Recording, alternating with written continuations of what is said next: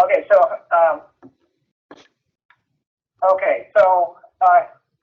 quickly, hey, hi, this is Jason Russell, Digital Stewardship Intensive.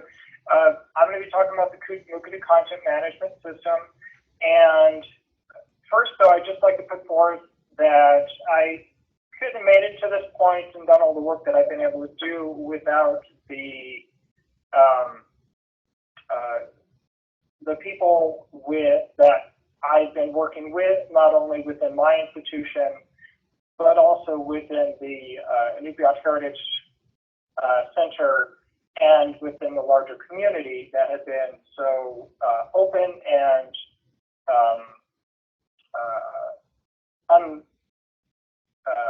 willing to share their material and their culture with me in this process. And it's really been a wonderful process and a heartwarming experience to go through. So I'm happy to go through this with you, just to share what knowledge that I've picked up. And so yeah, we can pick it up here and then keep on going forward after this webinar as you wish.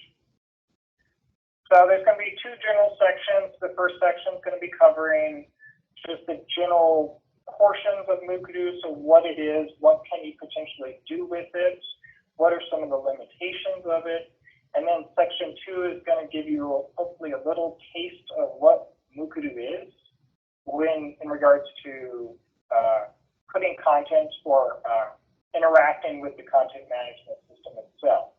And like I said before, like what Julie and I were talking about, one thing that I really want to do is give you the opportunity to interact with the content management system, and that it takes more than just an hour in this guided webinar format. And so feel free to use this community that I've created or just to talk to me or what have you.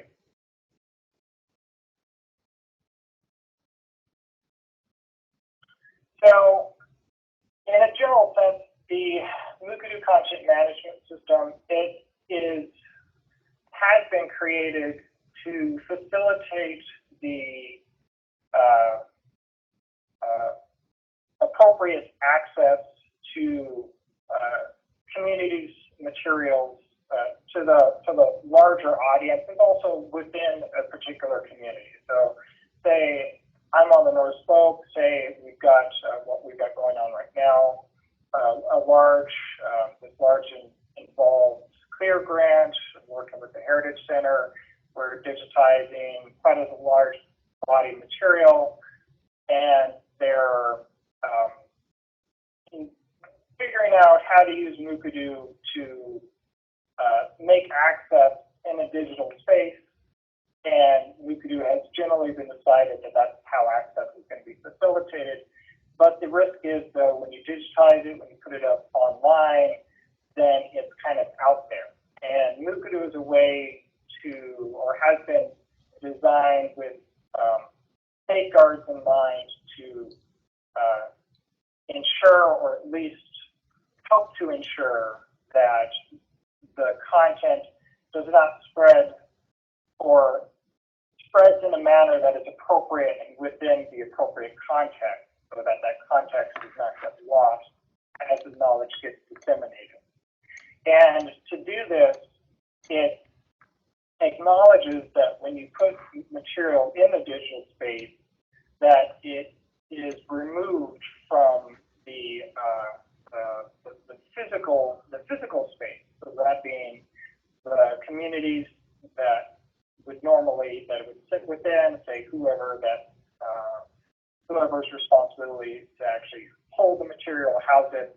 Well, how is that manifested in the digital space? To do this, Mukurtu has this thing called communities. So that is places where repository or collections of materials sit, and in a more refined sense, where certain items or digital heritage items sit, which are then organized into collections, and then you kind of have linkages that point between each collection, and then there's some other areas in Mukurtu as well.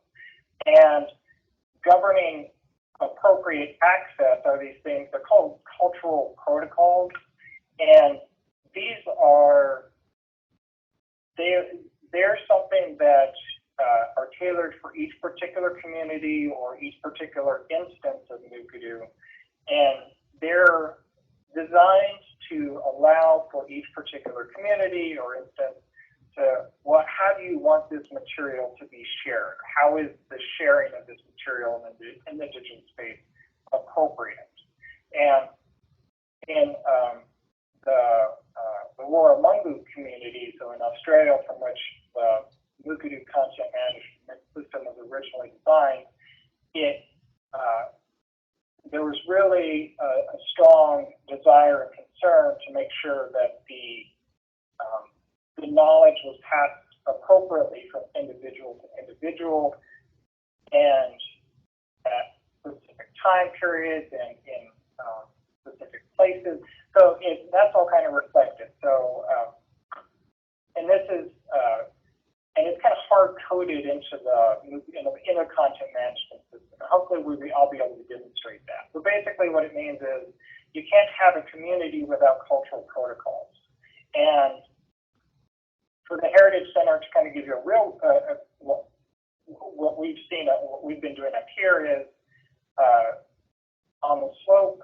What we've decided was there's either closed or community only access, or within the community access, or hey, it's a open protocol, everyone can access this material, but just acknowledging that this is the material that is coming out from our particular community. You should respect that.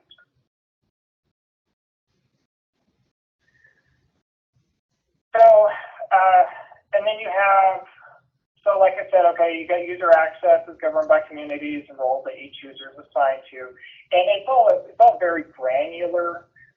So that's a good thing. It could also be a bad thing depending upon how you look at it. It depends on. There's an administrative time cost to managing all of that. You do have to ensure that the upkeep on your user database is. You need to keep on top of that, especially if you've got, say, 7 different communities and 10,000 plus individuals potentially. If you want to get in all the individuals on the slope incorporated into it, you got births and deaths and people transferring, and how do you manage that appropriately? You don't want to, and you want to make sure that you appropriately reflect the user access. And they have ways of communicating and doing it. There's one issue I found actually just recently was the adding of users in batch. I didn't see that, but then again, I may need to reach out to Michael Wynn from WSU that they may know of some way to add users in batch, in case you want to populate a user database. So another way or another thing that Mukurtu that I like about Mukurtu, and I shouldn't say just Mukurtu because it's really these things called traditional knowledge labels. They're not specific to Mukurtu, but it's something that Mukurtu, the designers of Mukurtu has worked with in the development on, are these things called traditional knowledge labels. And I should say they interacted closely with the individual. And let me see if I can share that. I'm going to be bringing up the website, but at this point, just understand that traditional knowledge labels, these things are, they appear in Mukurtu. They can be attached to particular items at the item level, and these further help to define. They're attached to a particular item, and as an item moves around a collection, or as an item moves from collection to collection, or as it might get disassociated from one collection, or the traditional knowledge labels stay with that particular item. So, but they help to direct the user, so the end user into understanding how should I interact with this. And even though, say, if this item, this PDF or whatnot is, or this MP3 of this movie or this elder interview is suddenly out of the context of even the Mukurtu content management system, if this traditional knowledge label has been incorporated into the metadata of that particular item, then it's a way of ensuring that context isn't necessarily lost.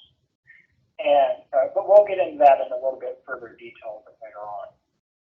So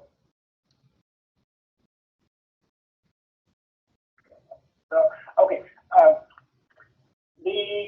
one of the things that I put forward, there was the preview, or I should say the kind of overview of what my presentation was going to go over. I listed quite a bit of material. During the Tribal Stewardship Cohort Program, we were given probably, 2 binders, about 4 or 5 inches worth of material. So quite a bit of guides and how-tos and whatnot. I tried to pick from those and give you some of the ones that really stuck with me. And so when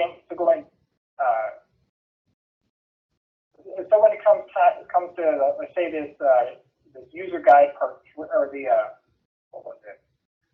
The project worksheet part 3, and really all the other items that I've linked to, those are the ones that I've really found quite useful. Doesn't necessarily mean that you won't find all sorts of use from going to that support.mukurtu.org. It's just those are the ones that I found particularly useful. And in a general sense, the parts of the Mukurtu site is organized into these collections, and you've got some other things that Mukurtu does quite well. It's got a dictionary feature, and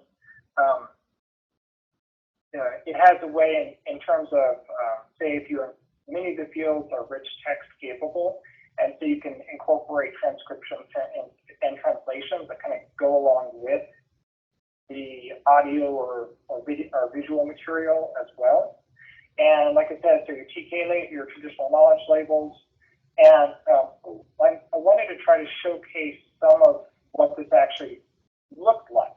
So let's see if I can bring some of that up. So I'm going to try to share my web browser with you if I can.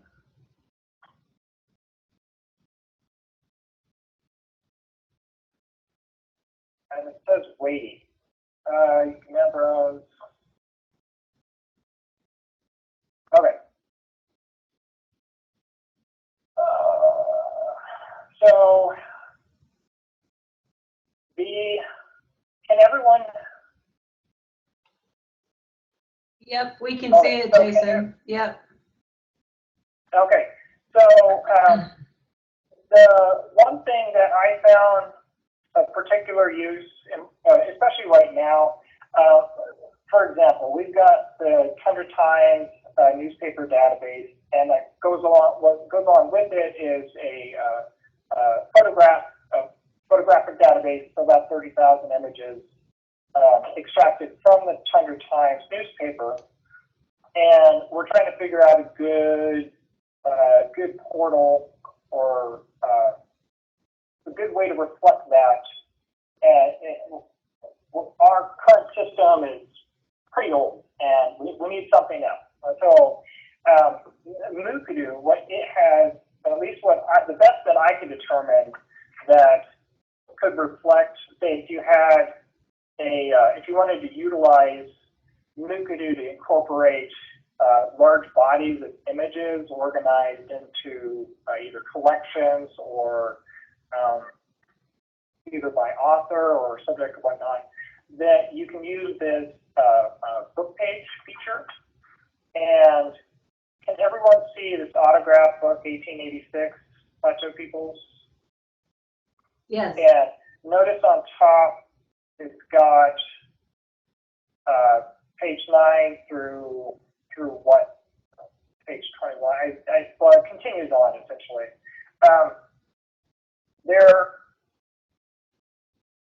One thing that I am experimenting with is using the batch importing feature and trying to using the batch importing feature and adjusting the images that we have from our Tundra Times photographic database into some sort of book page, and that would be reflected into here. And so Mukurtu does allow for batch importing of content, and it could be reflected into here. So there is that if you have large bits of AV material or visual material, and you don't have access to Content VM, or you don't have access, or you don't have access to the Alaska Digital Archives, then this might be an option, or an option for you. So then another part that I found quite useful is dictionary. This dictionary feature, and it's the I don't know if anyone heard that, because I didn't hear it on my end. But I don't know if You want to try again? Yeah.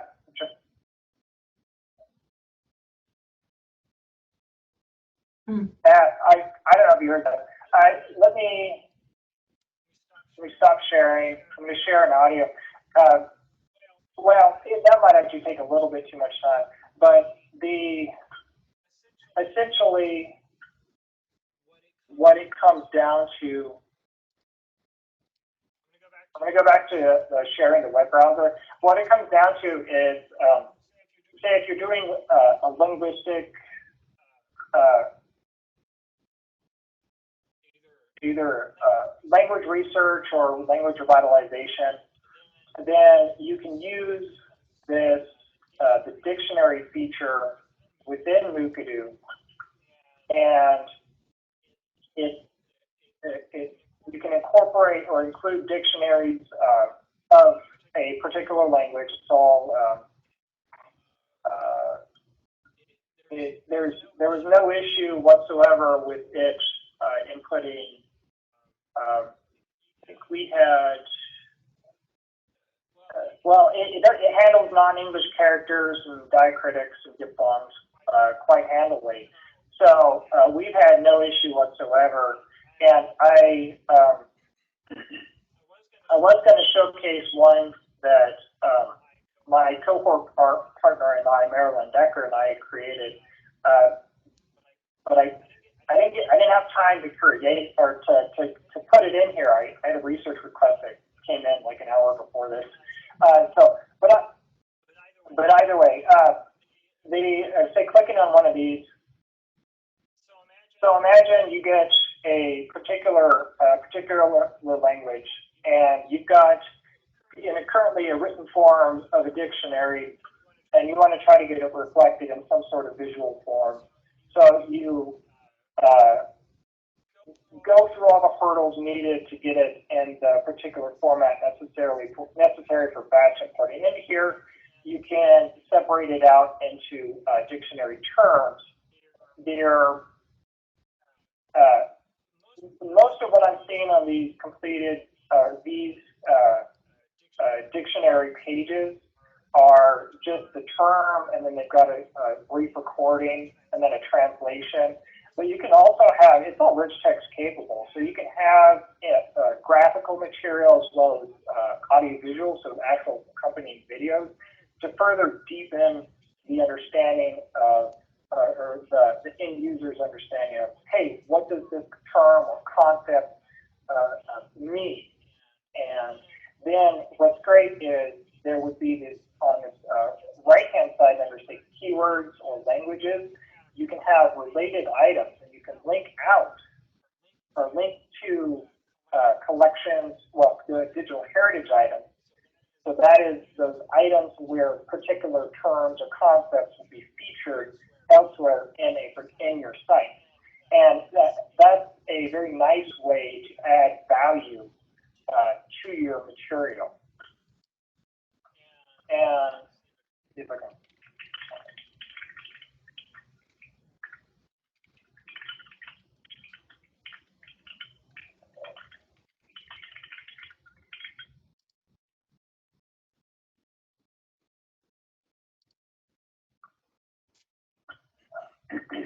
So then you've got your digital heritage item. So this is at the item level, and this is a very brief item I really worked up in just a matter of probably 10, 15 minutes.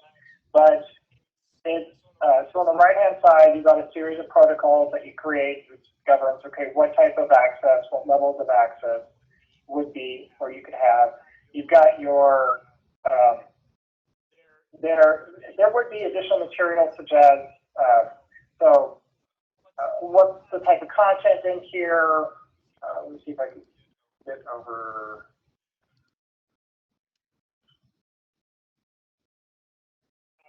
Okay, yeah, this would be a better example. So this is a nice mature example of a digital heritage item. So you've got your public-facing digital heritage item, and then on the right-hand side, you got your typical metadata.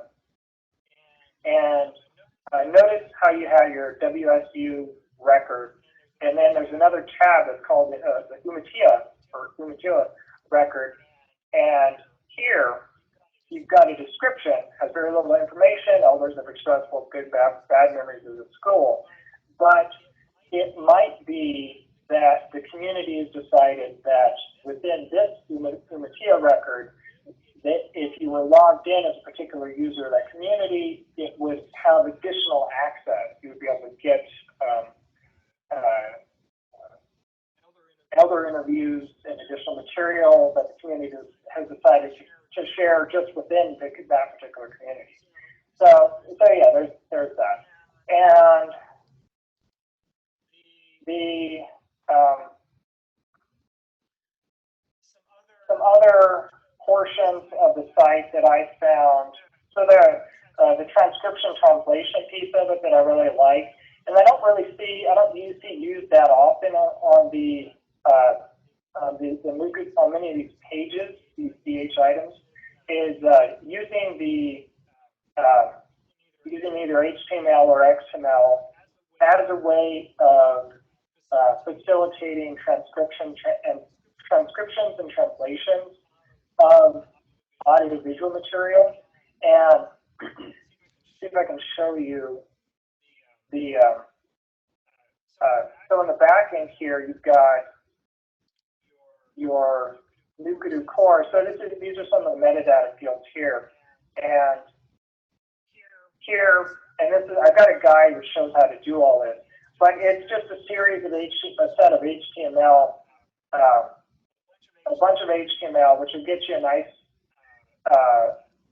3-tab, and again, it's pretty standard, pretty easy, but it'll get you a nice way of representing your transcription and your translation as well as time codes, and it's all manually entered. We just hadn't had time to figure out how to do it in an automated way, but that's just, again, it's just time that just needs to be put in. But I don't see other people within the Mukurtu. I haven't seen other people doing this, but it's a nice thing to take advantage of those rich text fields, which you can input HTML into. So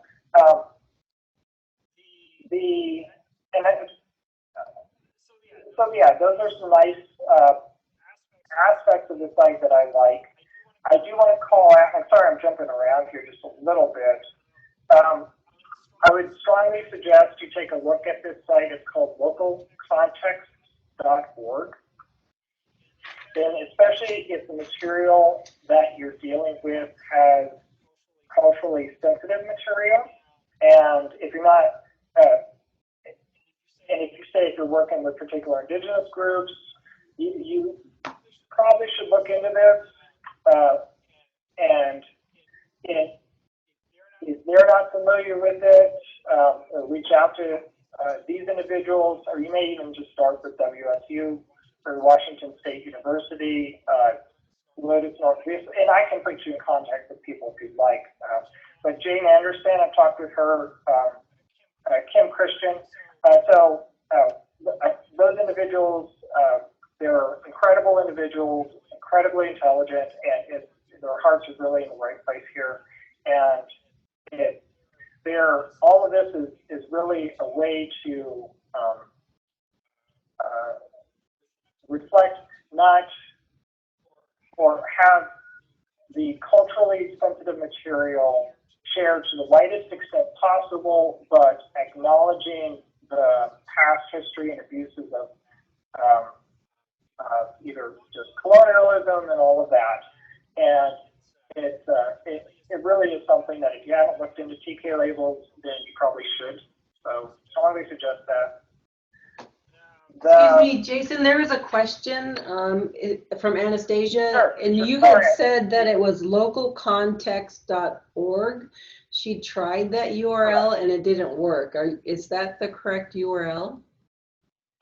Let me just copy it in, and then I'm going to... It's localcontext with an S. Correct. That's the issue, Anastasia. You need to add S. Thank you, Jason. There you go. Sorry, I'm not enunciating correctly there. But yeah, it's localcontext.org, and I just brought it directly to TK labels, but it's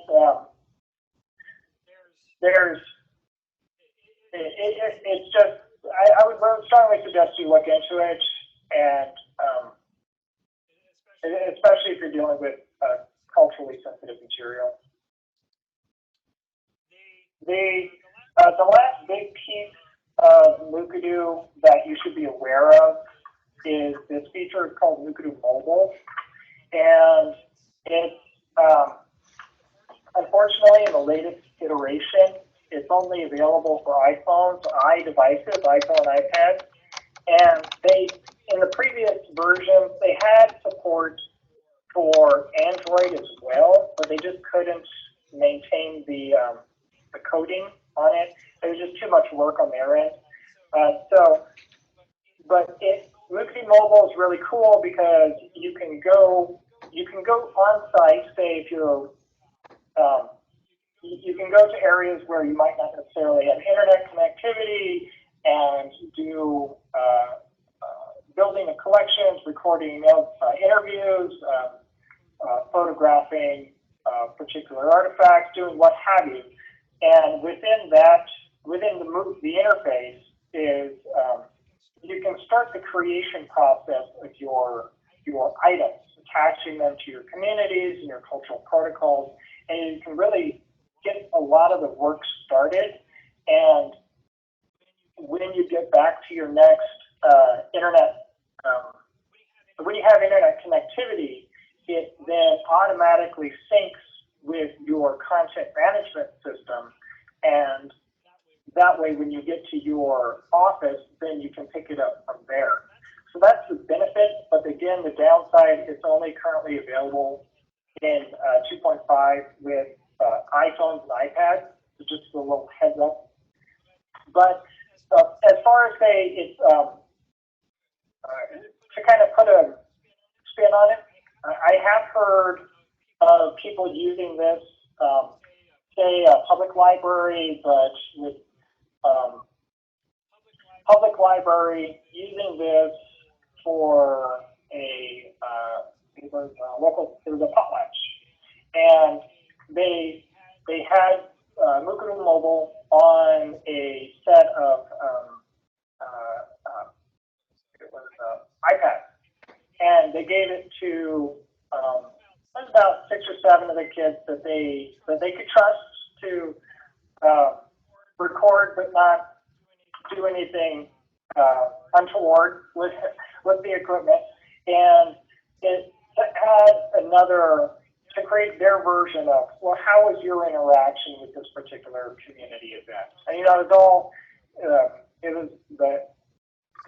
was all very structured, but that's a nice way of having of using Mukurtu Mobile within a kind of public, a library institution. So there is that. I mean, there's ways that you can kind of tweak it, and it's not just for memory institutions, not just for archives. And so yeah, I thought that was kind of neat. And okay, so let's jump back to this PowerPoint.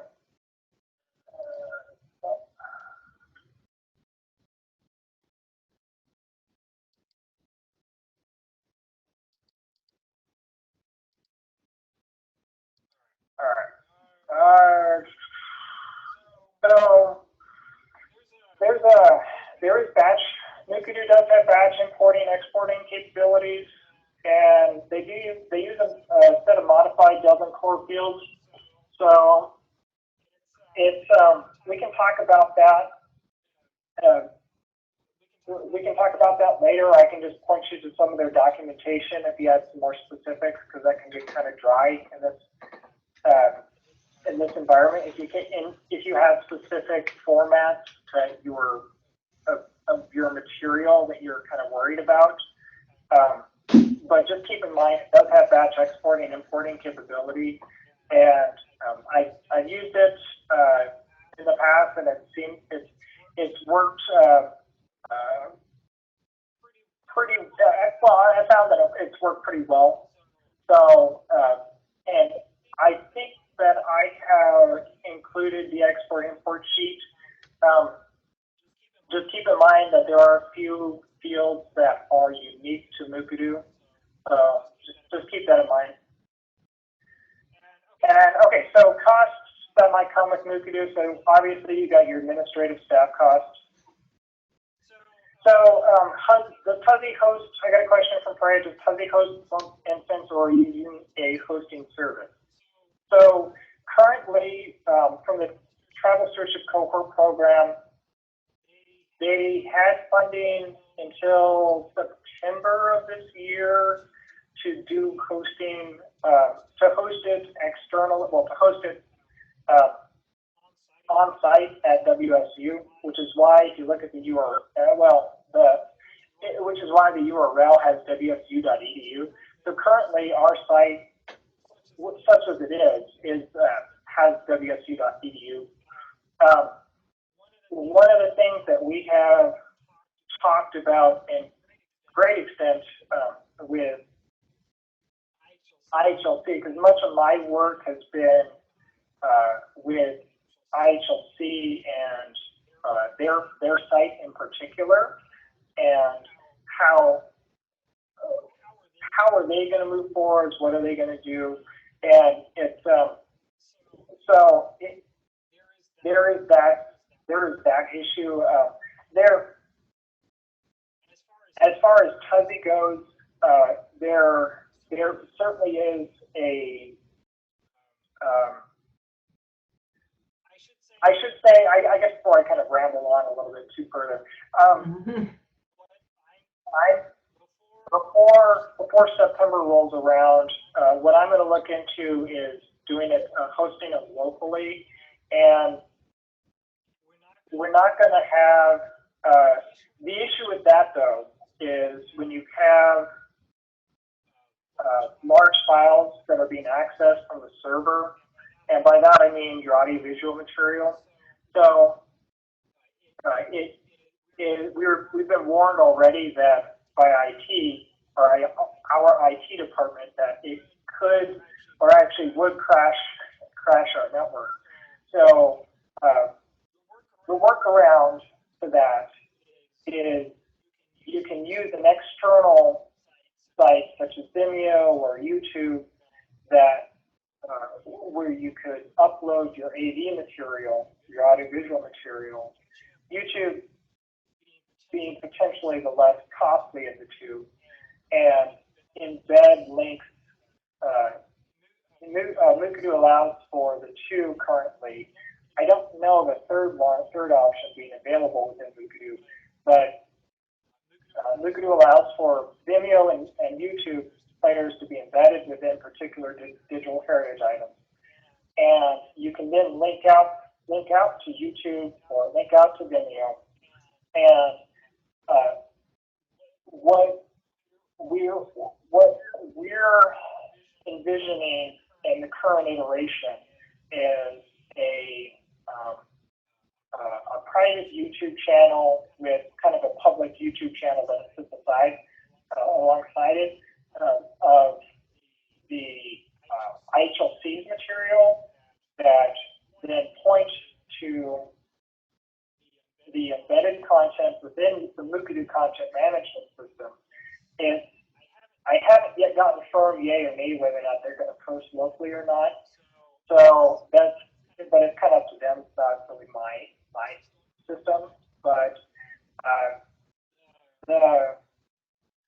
there's that. But for Tuzzy, I'm going to try to host it locally because it gets just one less cost, ongoing cost.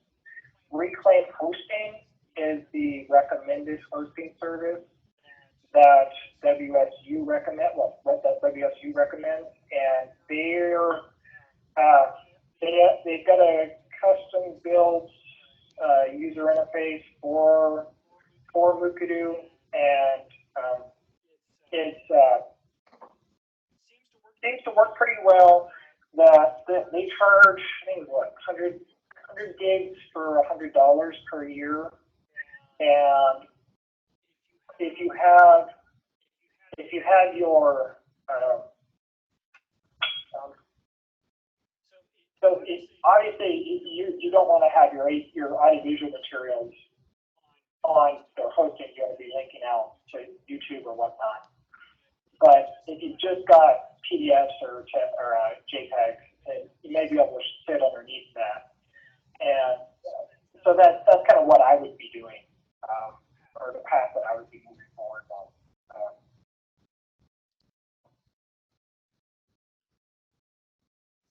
Does that answer your question, Fran?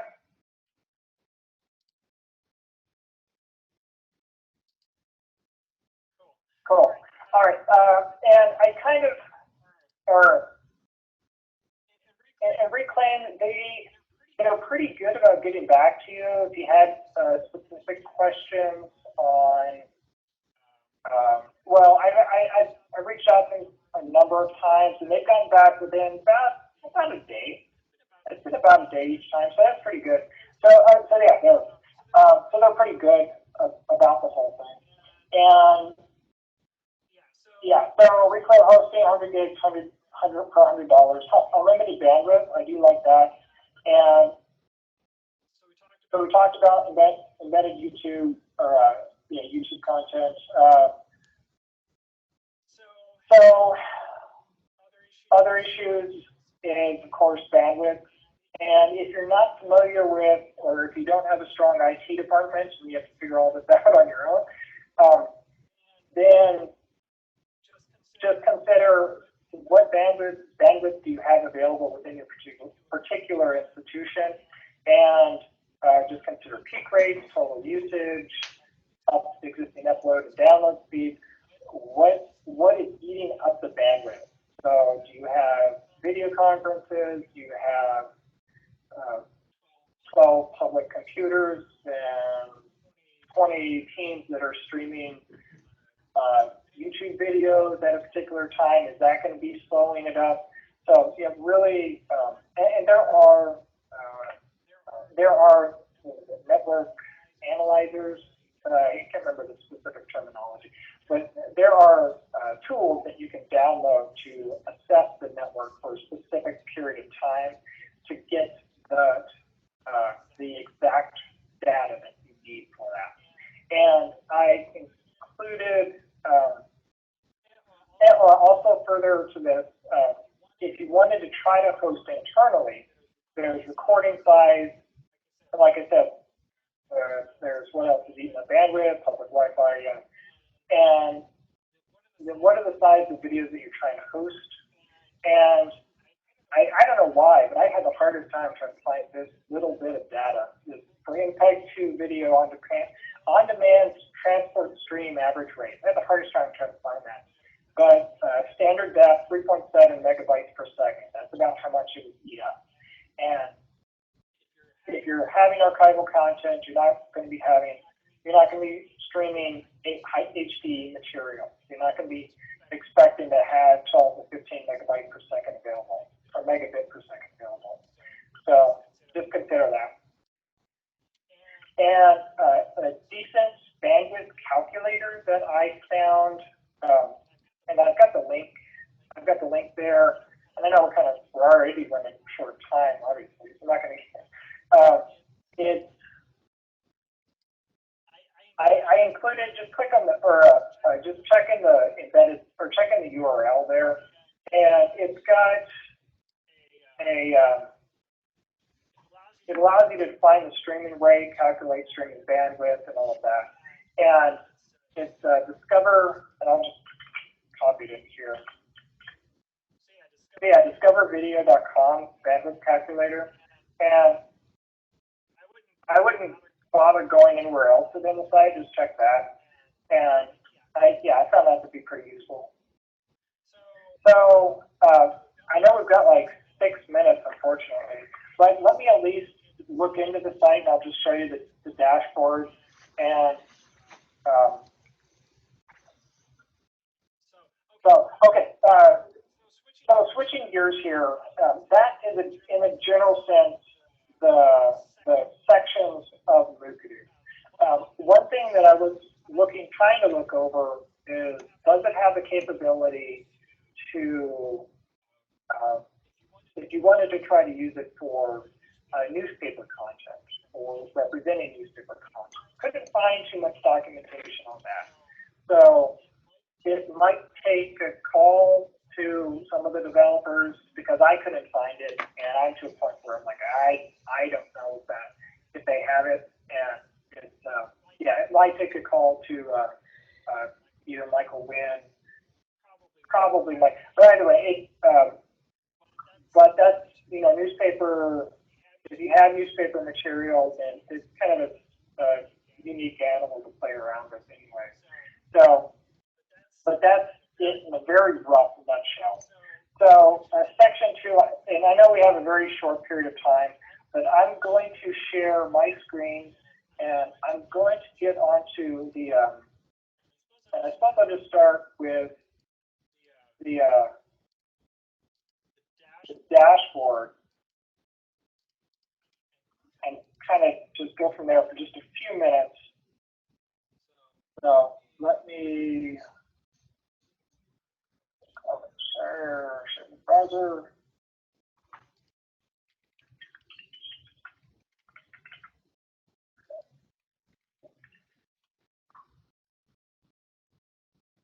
All right. So here you have Mukurtu.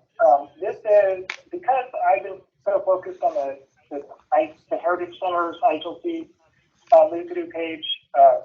Fuzzies is rather lonesome and undeveloped at this moment. But that's okay, because my duties have been elsewhere. So it's got, so you've got a landing page like any other public-facing, not API, but database, I suppose. And you can customize it to your art's content. And there's, you can have your communities, standard browse by community, they'll all be clickable.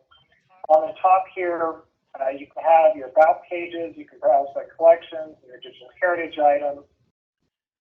This on the top, and please just keep in mind I'm logged in as a Mukurtu admin, so essentially a system admin.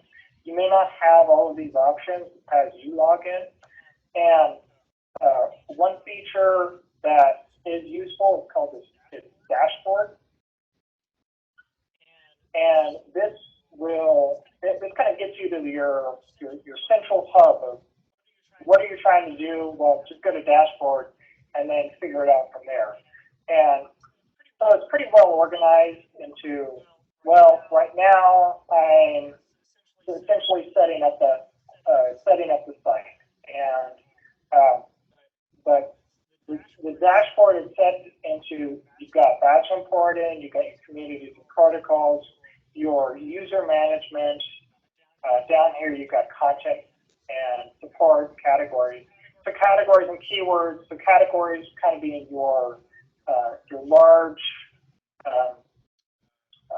large subject headings, and keywords almost being tags.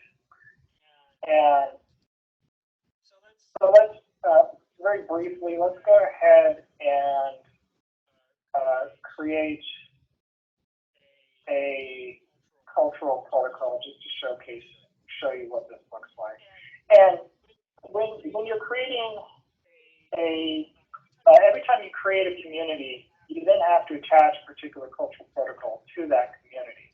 So for example, if I'm creating the Alaska Digital Stewardship Intensive, then and one of the cultural protocols being, I want it to only be shared within that particular group of individuals. I'd already shared a strict option. So typically it manifests as share it within a particular group, or you have a wide unrestricted access. And you want to try to have the protocols being just as explanatory as possible. So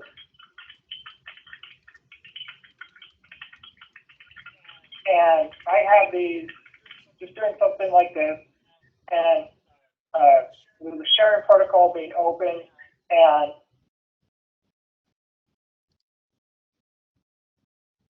oh, my apologies. I generally have it doing like a strict, in general, that is, those members have to be a member of that particular cultural protocol to be able to be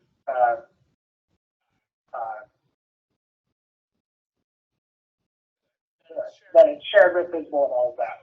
So, and then if you click down on the parent community, then you get this option, oh, hey, then this is you attaching it to that particular community. And this is a way that you can actually, then you've suddenly created your particular cultural protocol. So so that's a nice way of, if you had one way of determining access for a community of individuals or community that you've got. And so Jason, can you go back to that protocol that you just created? Can you open it back up? So you have called it open, but you have the sharing protocol is strict. Is that what you meant to do? Well, so it's cultural protocols. Oh, you're right. Oh, I mean, either you're going to call it strict and select strict, or call it open. Yeah. Okay. You're right. Okay. Okay. Thank you. Yeah. No, you're totally right. There's, if I was doing strict, then yes. If this was strict, then the sharing protocol would be reflected as strict as well. Okay. If it is open, then the sharing protocol would be open, and that the definition of what open means is what it is down here. And by that I mean is try to have your descriptions reflect what the sharing protocol is, and having it being as not really didactic, but you say what you mean, and then you have it spelled out as explicitly, not implicitly, as possible. And because quite often, is what I try to explain to IHLC, is their staff members change, you've got turnover, you try to incorporate this or build this into, or embed embed the created content management system, the way it's currently functioning and the way you want it to function in the future into policy and workflows and all of that. But they're going to look at the way it was previously created, and if you make it as explicitly obvious as possible, then it will be that much easier for the site to continue forward successfully in the future. So in the end, I guess it comes down to the little things, just, yeah. So Jason, in this description, if you were to say, so say it was strict, and it's only for elders of our community, and you put that description in there, is that seen anywhere, or is that only seen by the administrator, the description? Well, that depends. There's, you can have a,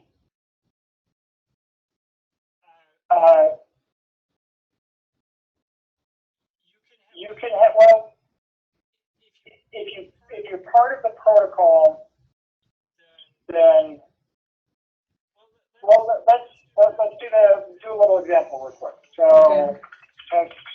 Description, okay, say, and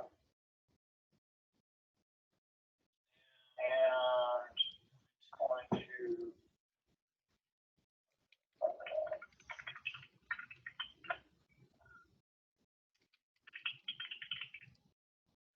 out.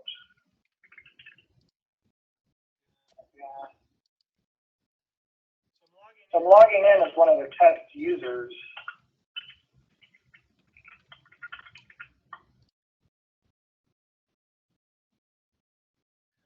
Okay.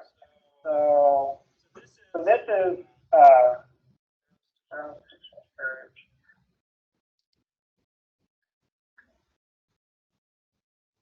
and we may not have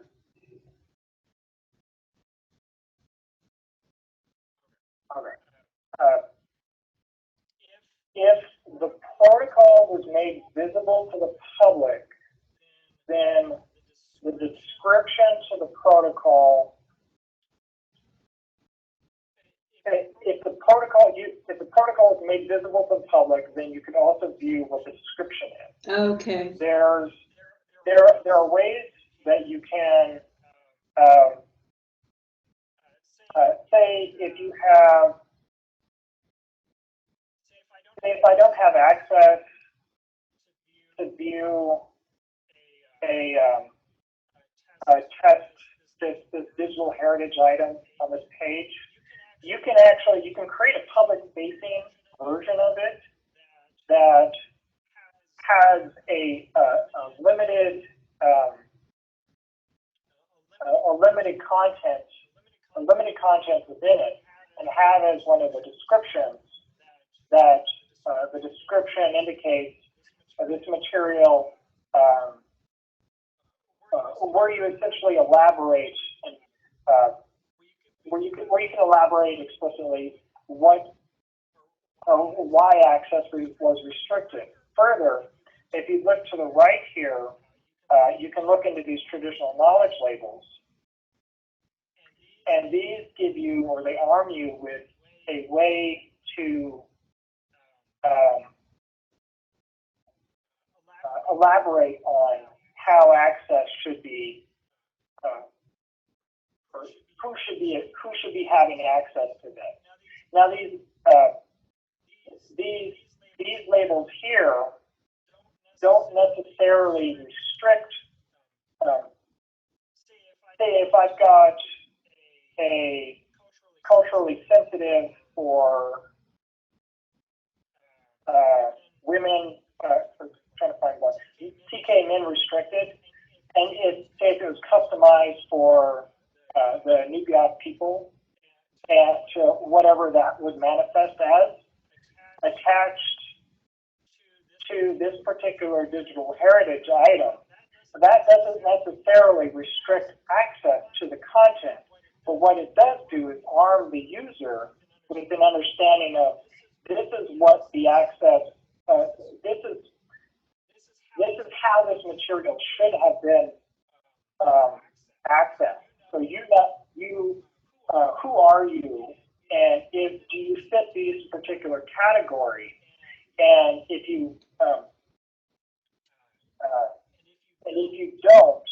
it almost functions as a double check by incorporating the TK labels on that the system administrator can put into place if the protocols aren't necessarily strict enough, or if someone else gets access to the material that they shouldn't necessarily have access to the material.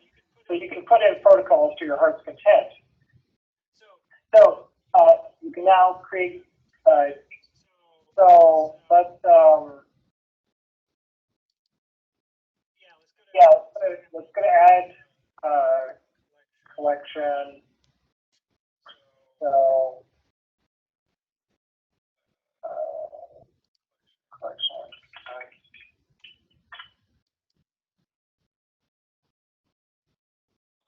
Oh, you know what?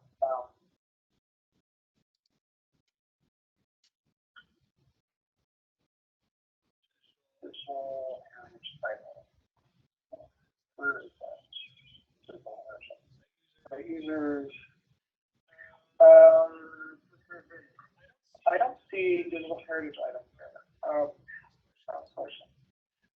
I may have to adjust the user access just a little bit to make sure that you can add TK labels to your digital heritage items. But yes, you will have access to customize. I'll make sure that you have access to customizing and including TK labels, traditional knowledge labels, into your created digital heritage item. So it's just give me a day or two, and I'll get that tested and put in place. Right, because right now you're logged in as just the basic user. Well, yeah, that is true. That is true. But still. But either way, let me test just to make sure that I do have it. It's just I created these user accounts a few days ago, so I didn't have the appropriate amount of time to do enough testing to make sure that full access was available for everyone. Mm-hmm. But I will make sure that you all do have that capability, as well as creating a dictionary term, because I do feel that that's worthwhile. So, but bye, Anastasia. All right. Well, are there any questions for Jason? Yeah, any questions?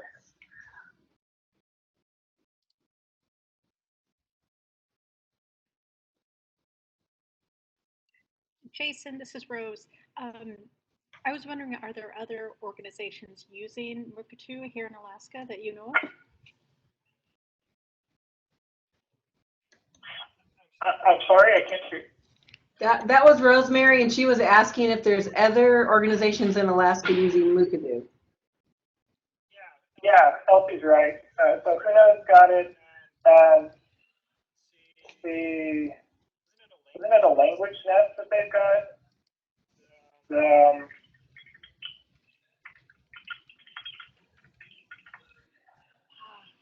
Yeah.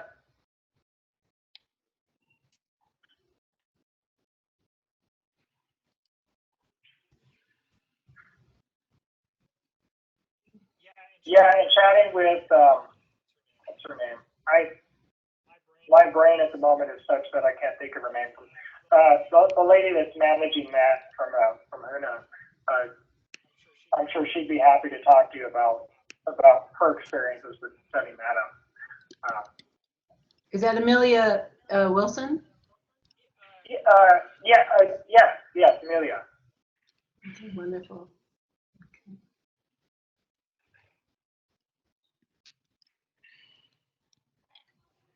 All right, any other questions for Jason?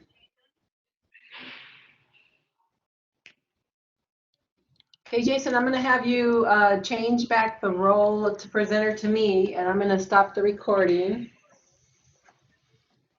Okay. So let's see. Julie, are you there? Yes? This is Angeli. I see that Selena has a question for Jason. Oh, where is that? It's in the chat. She asked if you have any advice for someone who is about to participate in the cohort program, as Selena is about ready to do so with the Sustainable Heritage Network. I would suggest that,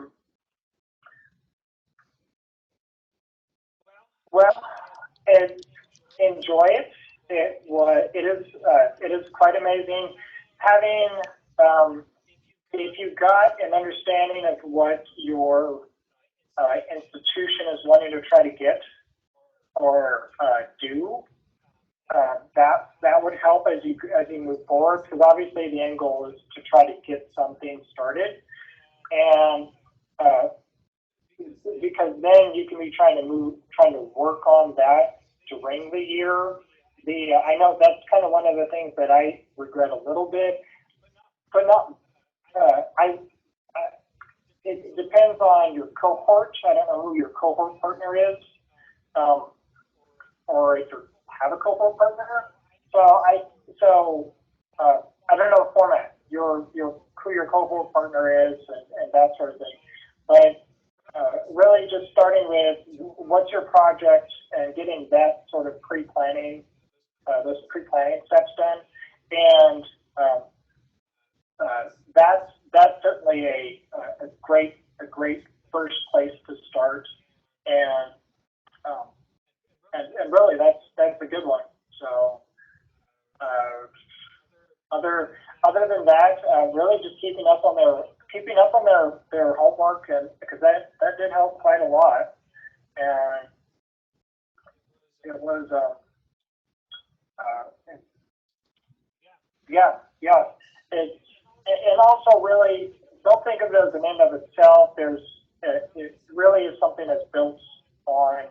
I wouldn't be in this position if it wasn't for the cohort program. I think it really is something that is built towards what I've been doing for these past couple of years.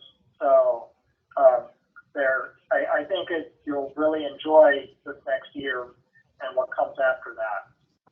Just keep moving forward as you move forward. So yeah. Mm-hmm.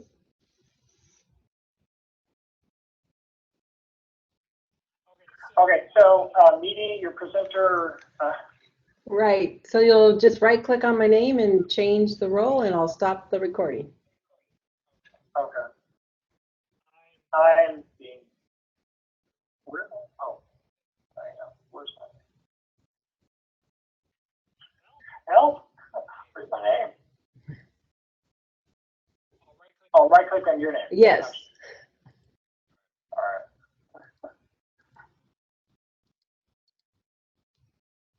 Do you want to change the subject? Yeah. Okay, right. Thank you so much, Jason. All right, thanks everybody for attending this webinar. And if you have any questions, I'm sure Jason will be happy to talk to everybody offline. And Jason, thank you so much. I mean, you really went above and beyond. You created the handout for us and everybody access to the site, and been sharing your expertise here. You really done just so generous with your knowledge and expertise, and we appreciate it so much. So thank you so much. Yeah, please keep in touch. Keep in touch. Happy to help. All right. Thanks, Jason.